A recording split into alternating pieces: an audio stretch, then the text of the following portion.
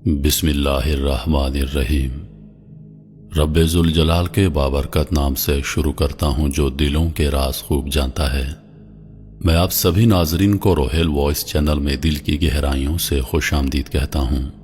ناظرین، آپ تمام دوستوں کی پرزور فرمائش پر ایک مرتبہ پھر پیش خدمت ہے۔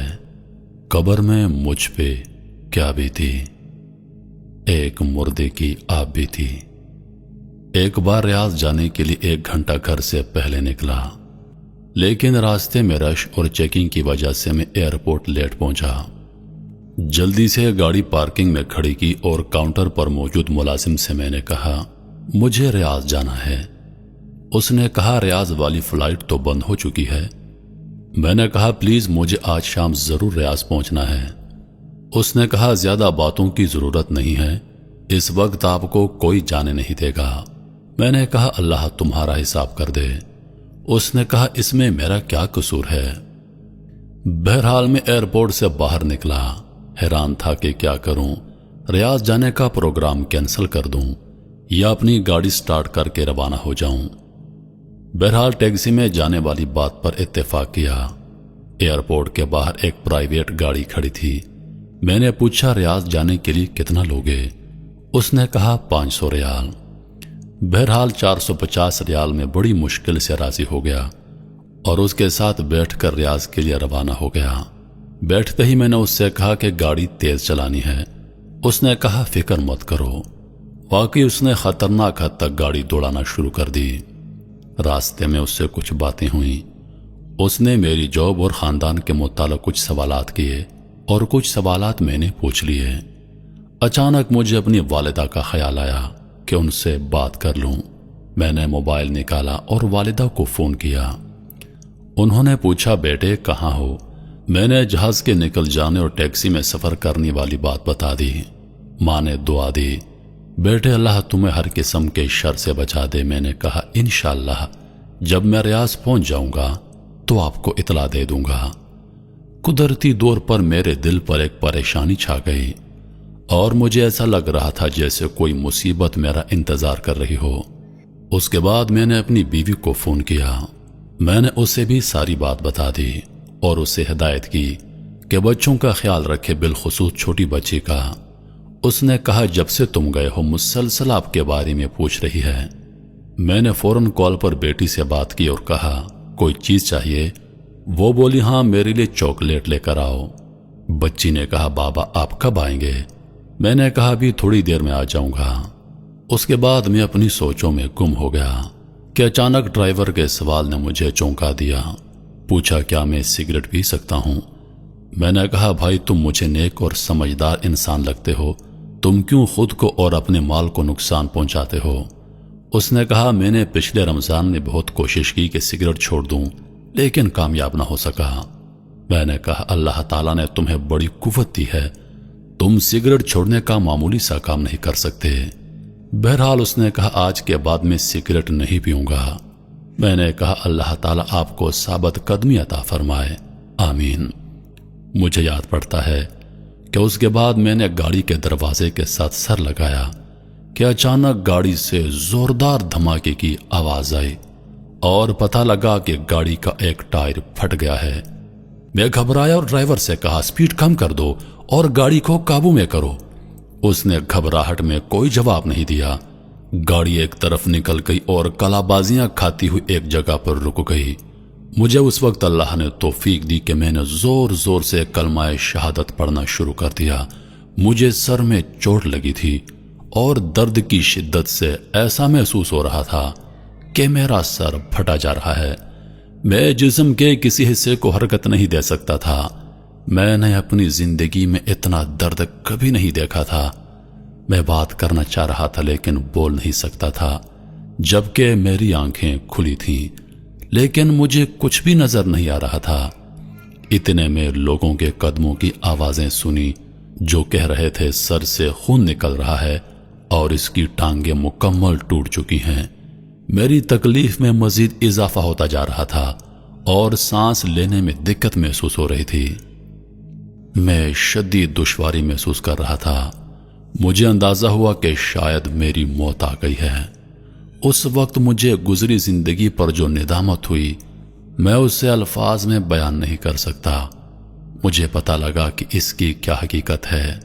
اس کے بعد لوگوں کی آوازیں آنا بند ہو گئیں، میری آنکھوں کے سامنے مکمل تاریکی چھا گئی اور میں ایسا محسوس کر رہا تھا جیسے میرے جسم کو چھریوں سے کاٹا جا رہا ہو۔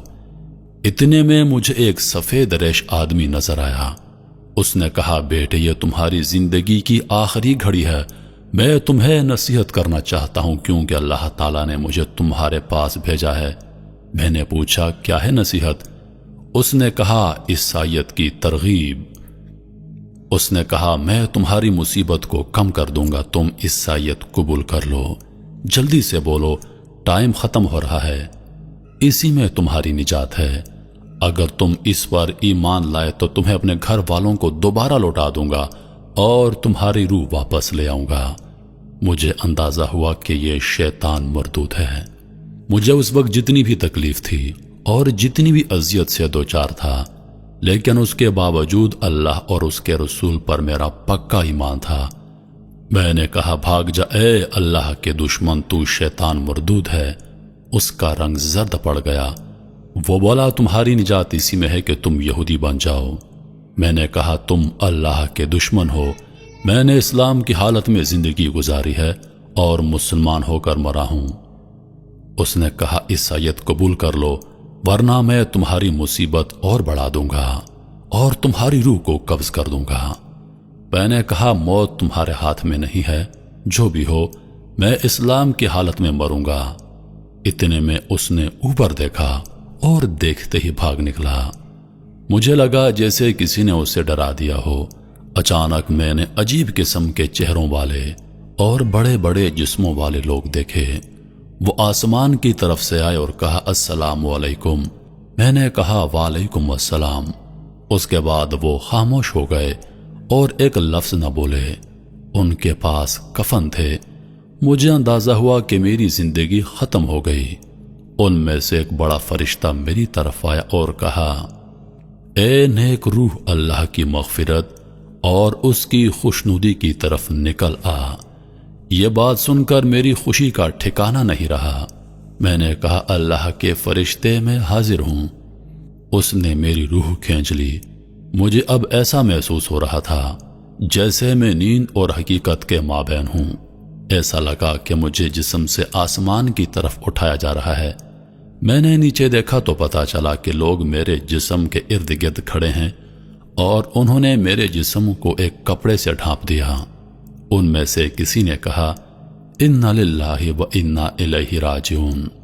میں نے دو فرشتوں کو دیکھا کہ وہ مجھے وصول کر رہے ہیں اور مجھے کفن میں ڈال کر اوپر کی طرف لے جا رہے ہیں۔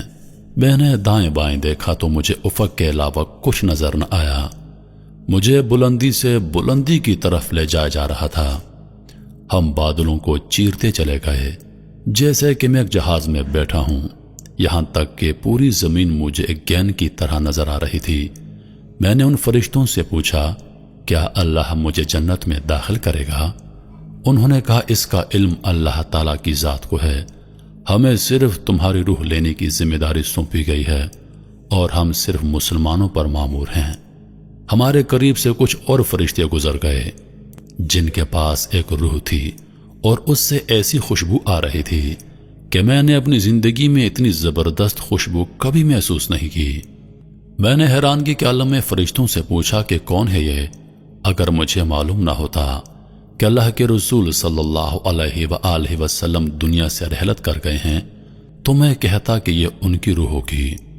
انہوں نے کہا، یہ ایک فلسطینی کی روح ہے جسے یہودیوں نے تھوڑی دیر پہلے قتل کیا جبکہ وہ اپنے دین اور وطن کی مدافعت کر رہا تھا۔ اس کا نام ابو العبد ہے۔ میں نے کہا، کاش میں شہید ہو کر مرتا۔ اس کے بعد کچھ اور فرشتے ہمارے قریب سے گزرے اور ان کے پاس ایک روح تھی جس سے سخت بدبو آ رہی تھی۔ میں نے پوچھا، یہ کون ہے؟ انہوں نے کہا، یہ بتوں اور گائے کو پوجنے والا بندہ ہے جسے تھوڑی دیر پہلے اللہ پاک نے اپنے عذاب سے ہلاک کر دیا۔ میں نے شکر کیا کہ شکر ہے کم از کم میں مسلمان تو مرا ہوں۔ میں نے کہا میں نے آخرت کے سفر کے حوالے سے بہت پڑھا ہے، لیکن یہ جو کچھ ہو رہا ہے میں نے کبھی اس کا تصور نہیں کیا۔ انہوں نے کہا شکر کرو مسلمان مرے ہو، لیکن ابھی تمہارے سامنے طویل لمبا سفر ہے اور بے شمار مراحل ہیں۔ اس کے بعد ہم فرشتوں کے ایک بہت بڑے گروہ کے پاس سے گزر گئے اور ہم نے انہیں سلام کیا۔ انہوں نے پوچھا یہ کون ہے؟ میرے ساتھ والے 2 فرشتوں نے جواب دیا کہ یہ ایک مسلمان ہے جو تھوڑی دیر پہلے حادثے کا شکار ہو گیا اور اللہ نے ہمیں اس کی روح قبض کرنے کا حکم دیا۔ انہوں نے کہا مسلمانوں کے لیے بشارت ہے کیونکہ یہ اچھے لوگ ہیں۔ میں نے فرشتوں سے پوچھا یہ کون لوگ ہیں؟ انہوں نے کہا یہ وہ فرشتے ہیں جو آسمان کی حفاظت کرتے ہیں اور یہاں سے شیطانوں کو بھگاتے ہیں۔ میں نے کہا یہ تو اللہ پاک کی بہت عظیم مخلوق ہے۔ انہوں نے کہا ان سے بھی زیادہ عظیم فرشتے ہیں۔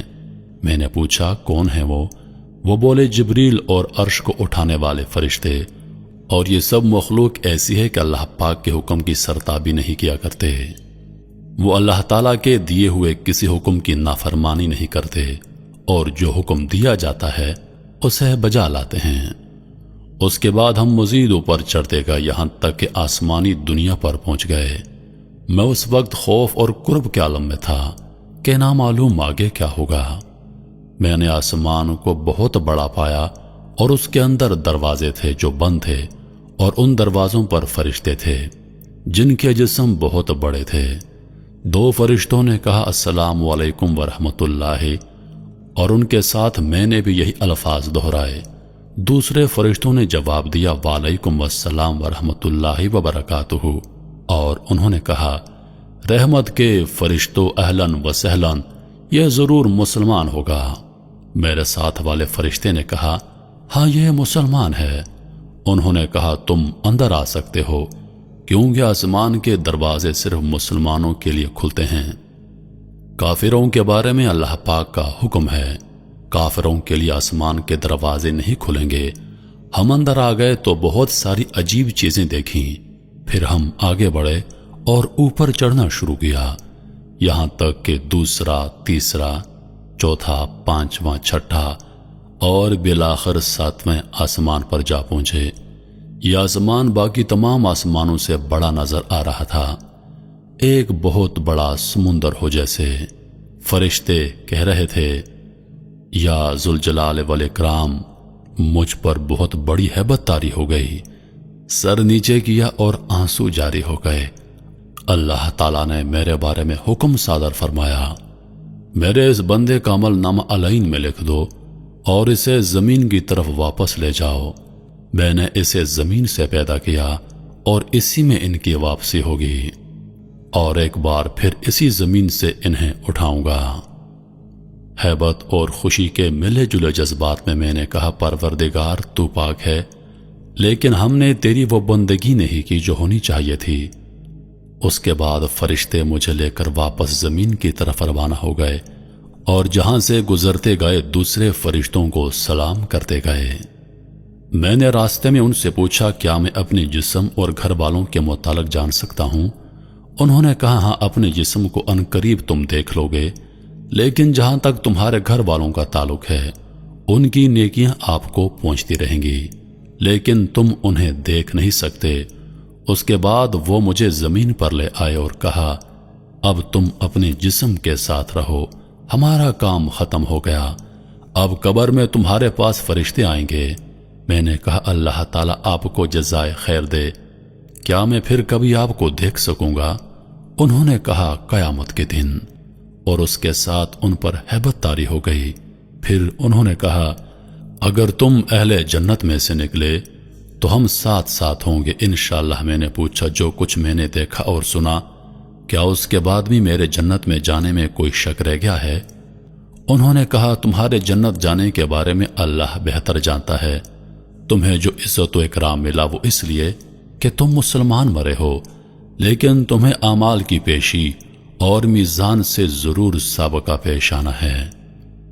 اس کے بعد انہوں نے کہا اپنے رب سے نیک گمان کرو کیونکہ وہ کسی پر ظلم ہرگز نہیں کرتا۔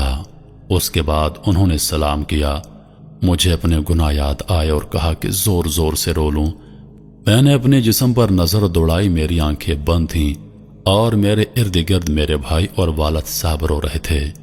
اس کے بعد میرے جسم پر پانی ڈالا گیا تو مجھے پتا چلا کہ مجھے غسل دیا جا رہا ہے۔ ان کے رونے سے مجھے تکلیف ملتی تھی، اور جب میرے والد دعا کرتے کہ اللہ تعالیٰ تم پر رحم فرمائے تو ان کی یہ بات مجھے راحت پہنچاتی۔ اس کے بعد میرے جسم کو سفید کفن پہنایا گیا۔ میں نے اپنے دل میں کہا، افسوس میں اپنے جسم کو اللہ کی راہ میں ختم کرتا، کاش میں شہید مرتا۔ افسوس میں ایک گھڑی بھی اللہ کے ذکر یا نماز یا عبادت کے بغیر نہ گزارتا، کاش میں شب و روز اللہ کی راہ میں مال خرچ کرتا۔ افسوس، ہائے افسوس۔ اتنے میں لوگوں نے میرا جسم اٹھایا۔ میں اپنے جسم کو دیکھ رہا تھا، لیکن نہ تو اس کے اندر جا سکتا تھا اور نہ دور ہو سکتا تھا۔ ایک عجیب سی صورتحال سے میں دوچار تھا۔ مجھے جب اٹھایا گیا تو جو چیز میرے لیے اس وقت تکلیف دہ تھی وہ میرے گھر والوں کا رونا تھا۔ میرا دل چاہ رہا تھا کہ میں اپنے والد سے کہہ دوں کہ ابا جان پلیز رونا بند کر دیں، بلکہ میرے لیے دعا کریں، کیونکہ آپ کا رونا مجھے تکلیف دے رہا ہے۔ مجھے رشتہ داروں میں اس وقت جو کوئی میرے لیے دعا کرتا اس سے مجھے راحت مل جاتی تھی۔ اس کے بعد مجھے مسجد پہنچایا گیا اور وہاں اتارا گیا، اور میں نے سنا کہ لوگ نماز پڑھنے لگے ہیں۔ مجھے شدید خواہش تھی کہ میں بھی ان کے ساتھ نماز میں شریک ہو جاؤں۔ خوش قسمت ہیں یہ لوگ، نیکیاں کما رہے ہیں، جبکہ میرا عمل نامہ بند ہو گیا ہے۔ نماز ختم ہوئی تو مؤذن نے اعلان کیا کہ نماز جنازہ کے لیے صفیں درست کر لو۔ امام میرے قریب آیا اور نماز جنازہ شروع کی۔ میں حیران ہوا کہ وہاں بہت سارے فرشتے آ گئے جو ایک دوسرے سے باتیں کر رہے تھے کہ نماز پڑھنے والے کتنے لوگ ہیں اور ان میں کتنے موحد ہیں جو اللہ کے ساتھ شرک نہیں کرتے۔ چوتھی تکبیر میں نے دیکھا کہ فرشتے کچھ لکھ رہے ہیں۔ مجھے اندازہ ہوا کہ وہ لوگوں کی دعائیں لکھ رہے ہیں۔ اس وقت میرے دل میں خواہش پیدا ہوئی کہ امام اس رکعت کو مزید لمبی کر دے، کیونکہ لوگوں کی دعاؤں سے مجھے عجیب سی راحت اور سرور مل رہا تھا۔ نماز ختم ہوئی اور مجھے اٹھا کر قبرستان کی طرف لے گئے۔ راستے میں کچھ لوگ دعائیں مانگ رہے تھے اور کچھ لوگ رو رہے تھے۔ میں حیران و پریشان تھا کہ نہ معلوم میرے ساتھ کیا ہونے والا ہے۔ مجھے اپنے تمام گناہ اور غلطیاں اور ظلم اور جو غفلت کی گھڑیاں میں نے دنیا میں گزاری تھیں، ایک ایک چیز سامنے آ رہی تھی۔ ایک شدید ہیبت کا عالم تھا جس میں گزر رہا تھا۔ الغرض قبرستان پہنچا کر مجھے اتارا گیا۔ اس وقت مختلف قسم کی آوازیں سننے میں آئیں۔ کوئی کہہ رہا تھا جنازے کو راستہ دے دو، کوئی کہہ رہا تھا اس کی طرف لے جاؤ، کوئی کہتا قبر کے قریب رکھ دو۔ یا اللہ، میں نے کبھی اپنے بارے میں ایسی باتیں نہیں سوچی تھیں۔ مجھے قبر میں روح اور جسم کے ساتھ اتارا گیا، لیکن انہیں میرا صرف جسم نظر آ رہا تھا، روح نظر نہیں آ رہی تھی۔ اس کے بعد لحد کو بند کرنا شروع کر دیا گیا۔ میرا دل چاہا کہ چیخ چیخ کر کہہ دوں کہ مجھے یہاں اکیلا مت چھوڑو، پتہ نہیں میرے ساتھ کیا ہوگا، لیکن میں بول نہیں سکتا تھا۔ الغرض مٹی ڈالنی شروع ہوئی اور قبر میں گھپ اندھیرا چھا گیا۔ لوگوں کی آوازیں بند ہوتی چلی گئیں، لیکن میں ان کے قدموں کی آوازیں سن رہا تھا۔ ان میں سے جو کوئی میرے لیے دعا کرتا اس سے مجھے سکون مل جاتا۔ اچانک قبر مجھ پر تنگ ہو گئی اور ایسا لگا کہ میرے پورے جسم کو کچل دے گی، اور قریب تھا کہ میں ایک چیخ نکال دوں، لیکن پھر دوبارہ اصلی حالت پر آ گئی۔ اس کے بعد میں نے ایک طرف دیکھنے کی کوشش کی کہ اچانک دو ہیبتناک قسم کے فرشتے نمودار ہوئے، جن کے بڑے بڑے جسم، کالے رنگ اور نیلی آنکھیں تھیں۔ ان کی آنکھوں میں بجلی جیسی چمک تھی، اور ان میں سے ایک کے ہاتھ میں گرز تھا۔ اگر اس سے پہاڑ کو مار دے تو اسے ریزہ ریزہ کر دے۔ ان میں سے ایک نے مجھے کہا کہ بیٹھ جاؤ، تو میں فوراً بیٹھ گیا۔ پھر اس نے کہا، من ربو کا، تمہارا رب کون ہے؟ جس کے ہاتھ میں گرز تھا وہ مجھے بغور دیکھ رہا تھا۔ میں نے جلدی سے کہا، ربی اللہ، میرا رب اللہ ہے۔ جواب دیتے وقت مجھ پر کپ کپی طاری تھی، اس لیے نہیں کہ مجھے جواب میں کوئی شک تھا بلکہ ان کے روب کی وجہ سے۔ پھر اس نے مزید 2 سوال کیے، تمہارا نبی کون ہے؟ تمہارا دین کون سا ہے؟ اور الحمدللہ میں نے ٹھیک جوابات دے دیے۔ انہوں نے کہا اب تم قبر کے عذاب سے بچ گئے۔ میں نے پوچھا کیا تم منکر و نکیر ہو؟ انہوں نے جواب دیا کہ ہاں، اور بولے اگر تم صحیح جوابات نہ دیتے تو ہم تمہیں اس گرز سے مارتے اور تم اتنی چیخیں نکالتے کہ اسے زمین کی ساری مخلوق سن لیتی سوائے انسانوں اور جنوں کے، اور اگر جن اور انسان اسے سن لیں تو بے ہوش ہو جائیں۔ میں نے کہا اللہ کا شکر ہے کہ اس نے مجھے اس مصیبت سے بچا لیا۔ اس کے بعد وہ چلے گئے اور ان کے جانے سے مجھے قدر اطمینان حاصل ہوا۔ ان کے چلے جانے کے ساتھ ہی مجھے سخت گرمی محسوس ہوئی اور مجھے لگا کہ میرا جسم جلنے والا ہے، جیسے کہ جہنم سے کوئی کھڑکی کھولی گئی ہو۔ اتنے میں 2 اور فرشتے نمودار ہوئے اور کہا السلام علیکم۔ میں نے جواب دیا وعلیکم السلام۔ انہوں نے کہا ہم فرشتے ہیں، ہم قبر میں تمہارے اعمال تمہیں پیش کرنے آئے ہیں تاکہ قبر میں قیامت تک تمہیں اپنی نیکیوں کا جو بدلہ ملنا چاہیے وہ بدلہ مل جائے۔ میں نے کہا اللہ کی قسم جس سختی اور اذیت سے میں 2-4 ہوں میں نے کبھی اس کے متعلق سوچا نہیں تھا۔ پھر میں نے پوچھا کیا میں ایک سوال کر سکتا ہوں؟ انہوں نے کہا کر لو۔ میں نے پوچھا کیا میں اہل جنت میں سے ہوں اور کیا اتنی ساری تکلیفیں جھیلنے کے بعد بھی میرے لیے جہنم کا خطرہ ہے؟ انہوں نے کہا تم ایک مسلمان ہو، اللہ اور اس کے رسول صلی اللہ علیہ وآلہ وسلم پر ایمان لائے ہو، لیکن جنت جانے کا علم ایک اللہ کے سوا کسی کو نہیں۔ بہرحال اگر تم جہنم چلے بھی گئے تو وہاں ہمیشہ نہیں رہو گے کیونکہ تم موحد ہو۔ یہ سن کر میری آنکھوں سے آنسو جاری ہو گئے اور میں نے کہا اگر اللہ نے مجھے دوزخ میں بھیج دیا تو پتہ نہیں میں وہاں کتنا عرصہ رہوں گا۔ انہوں نے کہا اللہ تعالیٰ سے امید رکھو کیونکہ وہ بہت کریم ہے، اور اب ہم تمہارے اعمال پیش کر رہے ہیں تمہارے بلوغت کے وقت سے تمہارے ایکسیڈنٹ کے وقت تک۔ انہوں نے کہا سب سے پہلے ہم نماز سے شروع کرتے ہیں کیونکہ کافر اور مسلمان کے مابین فرق کرنے والی چیز نماز ہے، لیکن فی الحال تمہارے سارے اعمال مولک ہیں۔ میں نے حیرانگی سے پوچھا میں نے اپنی زندگی میں بہت سارے نیک اعمال کیے ہیں، آخر میرے اعمال مولک کیوں ہیں؟ اور اس وقت جو میں اپنے جسم میں دنیا جہان کی گرمی محسوس کر رہا ہوں اس کی کیا وجہ ہے؟ انہوں نے کہا اس کی وجہ یہ ہے کہ تمہارے اوپر قرضہ ہے جو تم نے مرنے سے پہلے ادا نہیں کیا۔ میں رو پڑا اور میں نے کہا کیسے؟ اور یہ جو میرے اعمال مولک ہیں کیا اس کی وجہ بھی یہی ہے؟ میرا سوال ابھی پورا نہیں ہوا تھا کہ میری قبر میں اچانک روشنی آ گئی اور ایسی خوشبو پھیل گئی کہ اس جیسی خوشبو نہ میں نے اپنی زندگی میں کبھی سونگھی اور نہ مرنے کے بعد۔ اس روشنی سے آواز آئی السلام علیکم۔ میں نے کہا وعلیکم السلام۔ میں نے پوچھا تم کون ہو؟ اس نے کہا میں سورۃ الملک ہوں، میں اس لیے آئی ہوں کہ اللہ سے تیرے لیے مدد طلب کر دوں کیونکہ تم نے میری حفاظت کی تھی اور تمہارے رسول اللہ صلی اللہ علیہ وآلہ وسلم نے تمہیں بتا دیا تھا کہ جو کوئی سورۃ الملک پڑھے گا قبر میں وہ اس کے لیے نجات کا ذریعہ ہوگی۔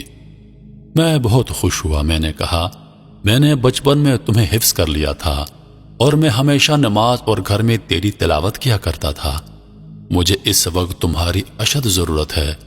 اس نے کہا اس لیے تو میں آئی ہوں کہ اللہ تعالیٰ سے دعا کر لوں کہ وہ تمہاری تکلیف کو آسانی میں تبدیل کر دے، لیکن تم سے ایک غلطی ہوئی ہے کہ تم نے لوگوں کے قرضے ادا نہیں کیے۔ میں نے کہا نجات کا کوئی طریقہ ہے؟ اس نے کہا 3 باتوں میں سے کوئی ایک تمہارا مسئلہ حل کر سکتا ہے۔ میں نے جلدی سے کہا وہ کیا ہے؟ اس نے کہا پہلے یہ بتا دو کہ تم نے کوئی کاغذ لکھ کر چھوڑا ہے جسے دیکھ کر تمہارے ورثہ وہ قرضہ ادا کر دیں۔ ورثہ کا نام سن کر میرے آنسو نکل آئے۔ مجھے تمام گھر والے امی ابو بیوی بہن بھائی اور بچے یاد آئے۔ پتہ نہیں میرے بعد ان کا کیا حال ہوگا۔ میری چھوٹی بچی جس کے ساتھ میں نے چاکلیٹ کا وعدہ کیا تھا، اب کون اس کے لیے چاکلیٹ لے کر دے گا؟ میری بیوی کو لوگ بیوہ کہیں گے، کون ان کا خیال رکھے گا؟ سورۃ الملک نے پوچھا، لگ رہا ہے تم کوئی چیز یاد کر رہے ہو۔ میں نے کہا، مجھے اپنے اہل و عیال اور بچے یاد آئے کہ میرے بعد ان کا کیا حل ہوگا۔ سورۃ الملک نے کہا، جس نے انہیں پیدا کیا وہی روزی دے گا اور وہی نگہبان ہے۔ سورۃ الملک کی اس بات سے مجھے کافی تسلی حاصل ہوئی۔ اس کے بعد میں نے پوچھا، کیا میں جان سکتا ہوں کہ میرے اوپر ٹوٹل کتنا قرضہ ہے؟ سورۃ الملک نے کہا، میں نے فرشتے سے پوچھا تو اس نے بتایا کہ 1700 ریال۔ 1000 آپ کے دوست کے ہیں جس کا نام ابو حسن ہے اور باقی مختلف لوگوں کے ہیں۔ میں نے کہا، مختلف لوگ کون ہیں؟ اس نے کہا، دراصل بلوغت سے لے کر آخری دن تک تم سے کئی بار اس بارے میں کوتاہی ہوئی، اس طرح قرضہ بڑھ گیا ہے۔ مثلاً 5 ریال اس دکاندار کے ہیں جس سے آپ نے کوئی چیز خریدی تھی جبکہ آپ کی عمر 15 سال تھی۔ آپ نے اس سے کہا کہ پیسے کل دے دوں گا اور پھر آپ نے انہیں نہیں دیے۔ اس طرح لانڈری والے سے آپ نے کپڑے دھلوائے اور اس کو ادائیگی کرنا بھول گئے۔ کرتے کرتے اس نے سارے لوگوں کے نام بتا دیے اور سارے مجھے یاد آ گئے۔ سورۃ الملک نے کہا کہ لوگوں کے حقوق کو معمولی سمجھنے اور ان سے تساہل برتنے کی وجہ سے بہت سارے لوگوں پر قبر میں عذاب ہوتا ہے۔ کیا تمہیں اپنے رسول اللہ صلی اللہ علیہ وآلہ وسلم نے خبر نہیں دی تھی کہ شہید کے اعمال روک لیے جائیں گے جب تک اس کا قرضہ ادا نہیں ہوا ہو؟ میں نے کہا، نجات کا کوئی طریقہ ہو سکتا ہے؟ اس نے کہا، پہلا حل تو یہ ہے جس کا قرضہ ہے وہ اپنا قرضہ معاف کر دے۔ میں نے کہا، ان میں سے اکثر تو ان قرضوں کو بھول گئے ہوں گے جس طرح میں بھول گیا تھا، اور ان کو میرے مرنے کی خبر بھی نہ ہوگی۔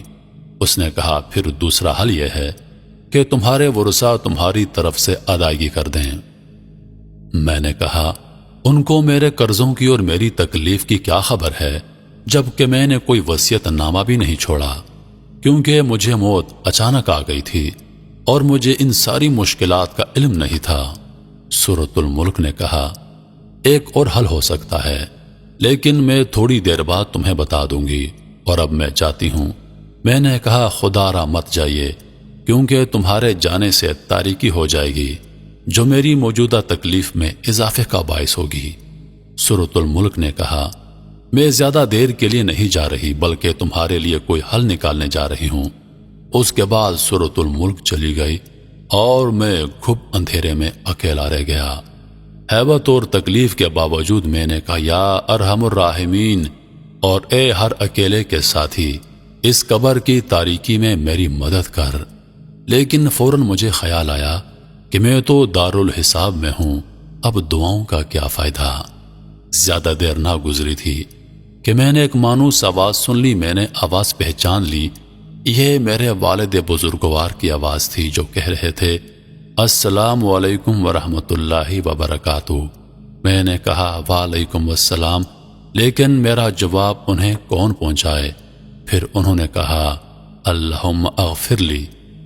پھر انہوں نے روتے ہوئے کہا، اے اللہ، میں اس بیٹے سے راضی ہوں، تو بھی اس سے راضی ہو جا۔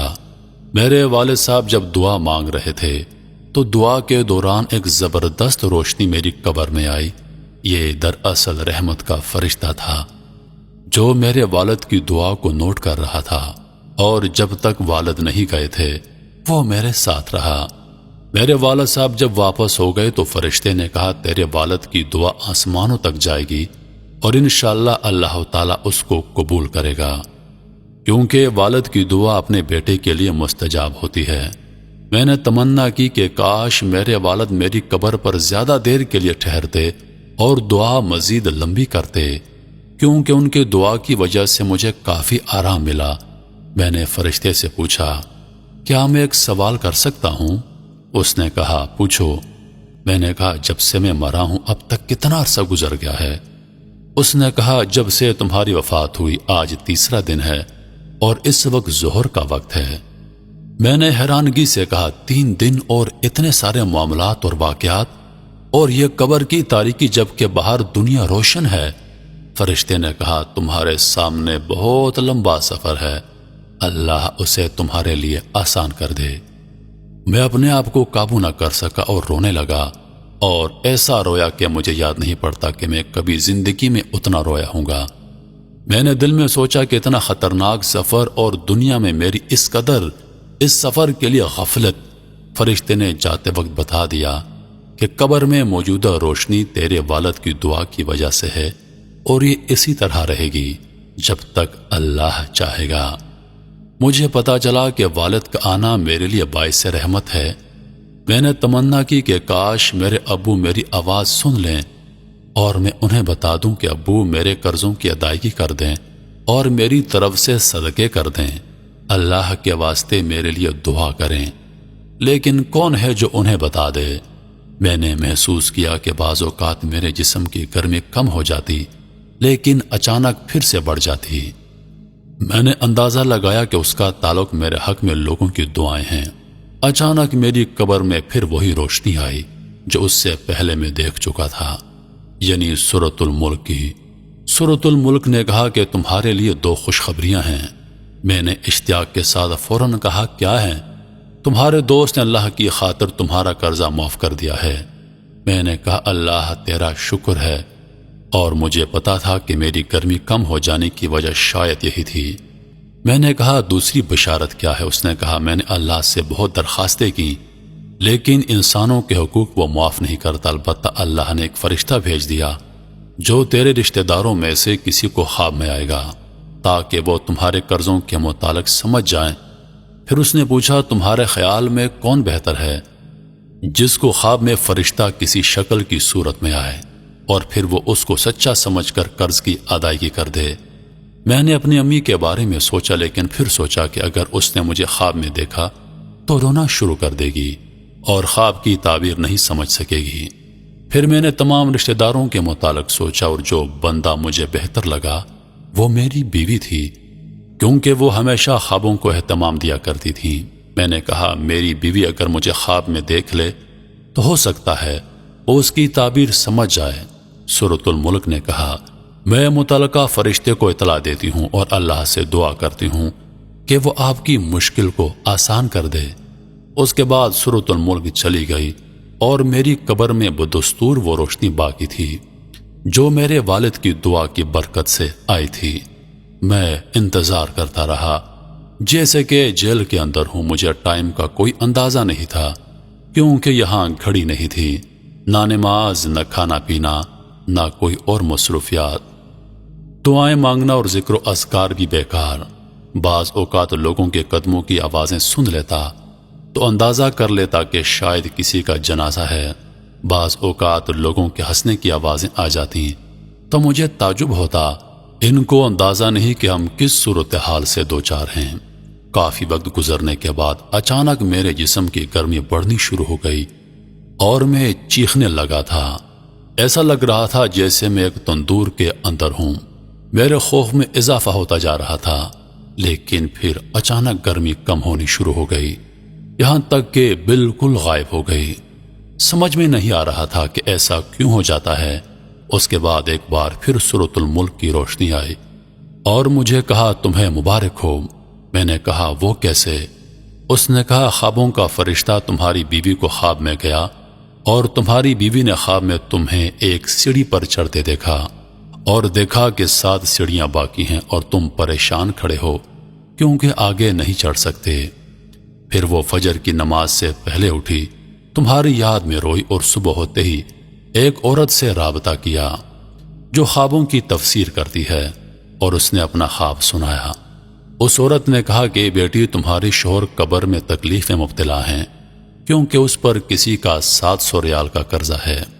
تیری بیوی نے پوچھا کس کا قرض ہے اور ہم کیسے ادا کریں؟ اس نے کہا مجھے معلوم نہیں، اس بارے میں علماء سے معلوم کرو۔ پھر تیری بیوی نے ایک شیخ کی اہلیہ سے رابطہ کیا اور اسے ساری بات بتا دی تاکہ وہ شیخ سے جواب پوچھ لے۔ الغرض شیخ نے کہا کہ میت کی طرف سے صدقہ کر دے، ہو سکتا ہے اللہ تبارک و تعالیٰ اسے قبول کر کے میت کا عذاب ہٹا دے۔ تیری بیوی کے پاس سونا تھا جس کی قیمت 4000 ریال تھی، اس نے وہ سونا تیرے والد کو دے دیا اور تیرے والد نے ان کے ساتھ کچھ رقم مزید لگا کر صدقہ کر دیا اور یوں تیرا مسئلہ حل ہو گیا۔ میں نے کہا الحمدللہ، مجھے اس وقت کوئی تکلیف نہیں، اور یہ سب کچھ اللہ تعالیٰ کے فضل اور تیرے تعاون سے ہوا۔ سورۃ الملک نے کہا اب اعمال والے فرشتے تمہارے پاس آ جائیں گے۔ میں نے پوچھا کیا اس کے بعد بھی میرے لیے کوئی خطرہ ہے؟ اس نے کہا سفر بہت لمبا ہے، ہو سکتا ہے اس میں کئی سال لگ جائیں، لہذا اس کے لیے تیار رہو۔ کئی سال والے جواب نے میری پریشانی میں مزید اضافہ کر دیا۔ سورۃ الملک نے کہا بہت سارے لوگ صرف اس وجہ سے قبروں میں عذاب جھیل رہے ہیں کہ وہ بعض باتوں کو معمولی سمجھتے تھے، جبکہ اللہ کے نزدیک وہ معمولی نہیں ہیں۔ میں نے کہا مثلاً کون سے اعمال؟ اس نے کہا بہت سارے لوگوں پر قبروں میں اس لیے عذاب ہے کہ وہ پیشاب سے نہیں بچتے اور گندگی کی حالت میں اللہ کے سامنے کھڑے ہوتے تھے۔ اس طرح چغلی، چوری، سود اور مال یتیم کی وجہ سے بہت سارے لوگوں پر عذاب ہو رہا ہے۔ پھر اس نے کہا کہ کچھ لوگوں پر عذاب قبر اس لیے ہے تاکہ قیامت آنے سے پہلے ان کا کھاتا صاف ہو جائے، اور کچھ لوگوں پر قیامت تک عذاب رہے گا اور پھر جہنم میں ڈال دیے جائیں گے۔ میں نے کہا اللہ تعالیٰ کی سزا سے بچنے کی کوئی سبیل ہے؟ سورۃ الملک نے کہا کہ عمل نامہ تو تمہارا ختم ہو چکا ہے، البتہ 3 کام ایسے ہیں جو تمہیں اب بھی فائدہ پہنچا سکتے ہیں۔ میں نے پوچھا وہ کیا ہیں؟ اس نے کہا اہل و عیال کی دعا اور نیک عمل۔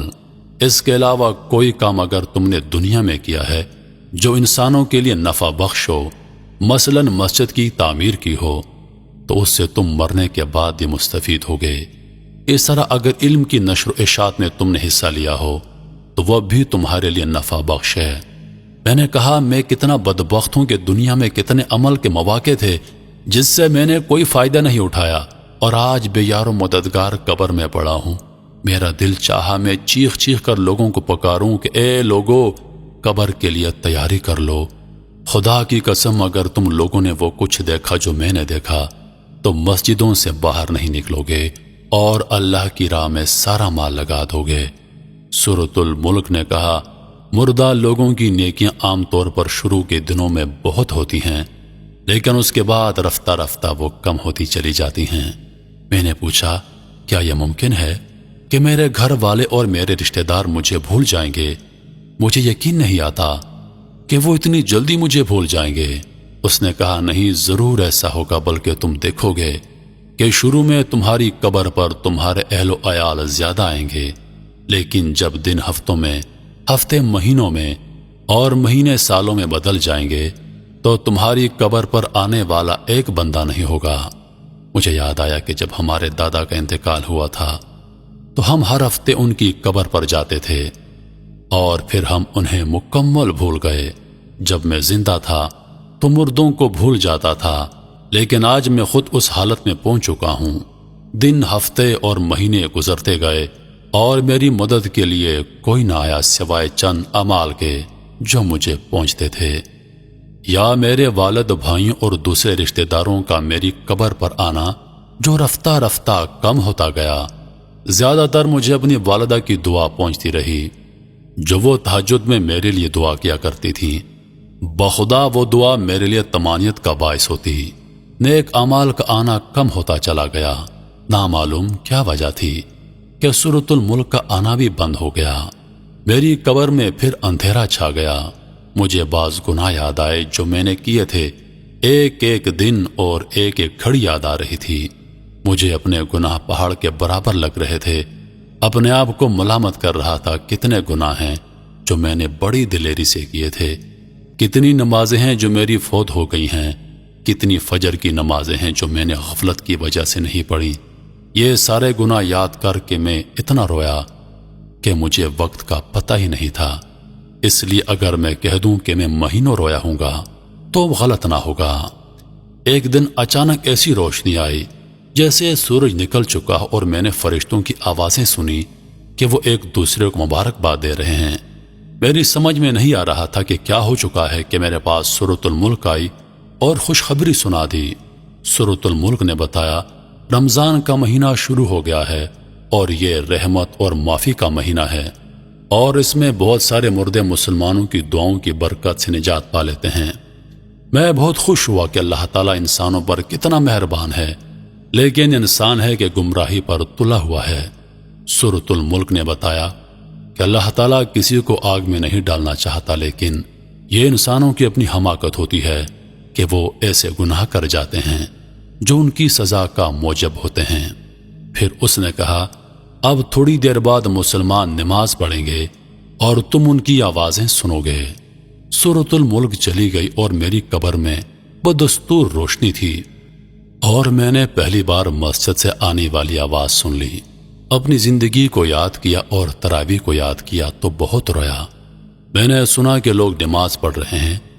میں نے کہا امام دعا کو تول دے دے، اور میں نے محسوس کیا کہ وہ دعا سیدھی قبول ہو رہی ہے، کیونکہ مجھے اس سے کافی خوشی اور راحت مل رہی تھی۔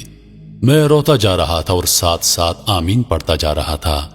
اس طرح رمضان کا سارا مہینہ بہت سکون اور راحت سے گزرا، اور پھر ایک دن میری قبر میں انسان کی شکل میں ایک آدمی آیا جس سے بہت تیز خوشبو آ رہی تھی۔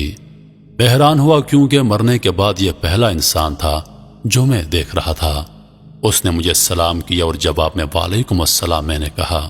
اس نے کہا، میں تمہیں خوشخبری دیتا ہوں کہ اللہ تعالیٰ نے تمہارے گناہ معاف کیے ہیں۔ میں نے کہا، اللہ آپ کو جزائے خیر دے، آپ کون ہیں؟ میں پہلی دفعہ قبر میں انسان کی شکل دیکھ رہا ہوں۔ اس نے کہا، میں انسان نہیں ہوں۔ میں نے پوچھا، تو کیا آپ فرشتے ہیں؟ بولا، نہیں، میں دراصل تمہارا نیک عمل ہوں۔ تمہاری نمازیں، تمہارے روزے، حج، انفاق فی سبیل اللہ اور صلح رحمی وغیرہ وغیرہ کو اللہ تعالیٰ نے اس شکل میں تمہارے پاس بھیجا ہے۔ میں بہت خوش ہوا اور اللہ پاک کا شکر ادا کیا۔ میں نے پوچھا، تم اتنے لیٹ کیوں آئے ہو؟ اس نے کہا، تمہارے گناہ اور تمہارے قرضے میری راہ میں رکاوٹ تھے، اور جب اللہ تعالیٰ نے معافی کا اعلان کر دیا تو میرے لیے راستہ کھل گیا۔ میں نے پوچھا، تو کیا اس معافی کے بدلے میں اللہ تبارک و تعالیٰ مجھے جنت دے گا؟ اس نے کہا، یہ بات اللہ تعالیٰ کے علاوہ کوئی نہیں جانتا۔ پھر اس نے کہا، قیامت کے دن میزان سے تمہاری جنت اور دوزخ میں جانے کا پتہ لگے گا۔ اس کے بعد عملے صالح نے کہا، تمہارے کچھ نیک اعمال بالکل زندگی کے آخری گھڑیوں میں کام آ گئے۔ میں نے پوچھا، وہ کیا ہیں؟ اس نے کہا، اگر تمہیں یاد ہو تو مرتے وقت اللہ تعالیٰ نے تمہیں توفیق دی اور تم نے کلمہ شہادت پڑھا۔ تمہیں اندازہ نہیں ہے کہ فرشتوں کو کتنی خوشی ہوئی کہ تمہاری زندگی کا خاتمہ توحید پر ہوا، جبکہ شیطان تمہیں نصرانیت اور یہودیت کی تلقین کر رہا تھا۔ اس وقت تمہارے ارد گرد دو قسم کے فرشتے موجود تھے، ایک وہ جو مسلمانوں کی روحیں قبض کرتے ہیں، اور کچھ وہ جو کافروں کی روحیں قبض کرتے ہیں۔ جب تم نے کلمہ پڑھا تو وہ فرشتے چلے گئے جو کافروں کی روحیں قبض کرتے ہیں۔ میں نے پوچھا، اس کے علاوہ بھی کوئی نیکی ہے؟ اس نے کہا کہ ہاں، جب تم نے ڈرائیور کو سگریٹ چھوڑنے کی نصیحت کی تو آج جو خوشبو تم سونگھ رہے ہو اس نصیحت کی بدولت ہے۔ اس کے علاوہ اپنی والدہ کو تمہاری قول اور اس کے ساتھ جو بھی تم نے باتیں کی، اللہ تعالیٰ نے ہر بات کے بدلے تمہارے لیے نیکیاں لکھ دی۔ مجھے یاد آیا جو باتیں میں نے والدہ سے کی تھیں، مجھے پتا ہوتا تو میں ان باتوں میں گھنٹہ لگا دیتا۔ پھر عمل صالح نے بتایا کہ زندگی کے آخری وقت میں ایک گناہ بھی تمہارے کھاتے میں لکھا گیا۔ میں حیران ہوا اور پوچھا، وہ کیسے؟ عمل صالح بولا، تم نے بچی سے کہا کہ میں تھوڑی دیر میں آ جاؤں گا، اس طرح تم نے اسے جھوٹ بول دیا۔ کاش مرنے سے پہلے تم توبہ کر لیتے۔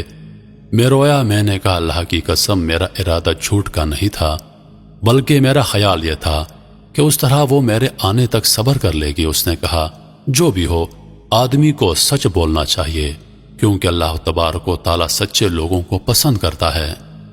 پھر اس نے کہا، تمہاری وہ بات بھی گناہ کے کھاتے میں لکھ دی گئی ہے جو تم نے ایئرپورٹ پر کاؤنٹر پر بیٹھے ایک شخص سے کہہ دی کہ اللہ تمہارا حساب کر دے۔